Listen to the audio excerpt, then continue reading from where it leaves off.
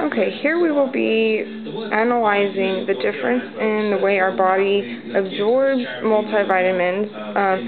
Here's a 1-a-day energy time release vitamin, and here is an Herbalife multivitamin in which you take 3 times a day. So we're just going to set this up and let y'all see just how your body absorbs this. So she's cured and dead.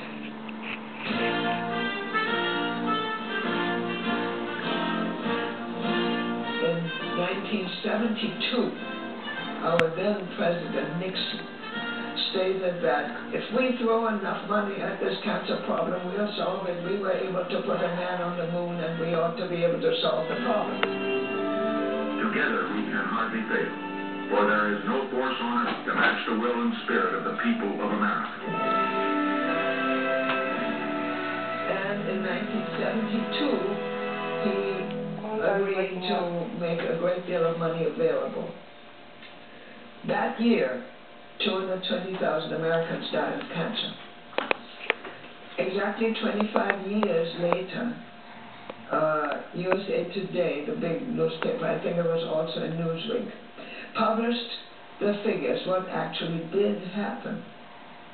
What happened was the U.S. government, us taxpayers, put out over $39 billion US for research on cancer. The result was, 25 years later, in 1996, 560,000 people died of cancer, more than double. The 5-year or better survival rate for almost all forms of cancer is unchanged for the last 4 decades. That's pretty sad. Cancer remains man's #2 killer, second only to heart disease. Little wonder that a victim of cancer like Mr. Marshall feels depressed. You see, the thing about a war, and this is a cancer war, wars are only profitable when it's fighting them. Let's face it, if cancer disappeared tomorrow, that's crazy. People would have to be trained. I mean, this is a $200 billion a year industry that you're going to have to dismantle if the truth doesn't come out about what companies do.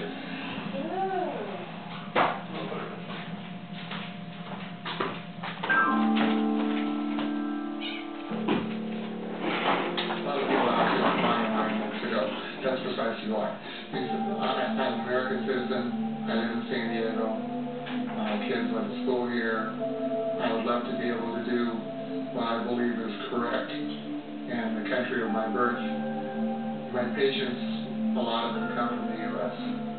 They would like to be able to do what is, in their opinion, a good program to cure their disease problem. And the countries of their birth, whether it be Australia, whether it be New Zealand, whether it be Canada, England, the U.S., doesn't matter. Unfortunately, you can't remove it. Healthcare laws change. The war against cancer has been fought with one arm behind the back.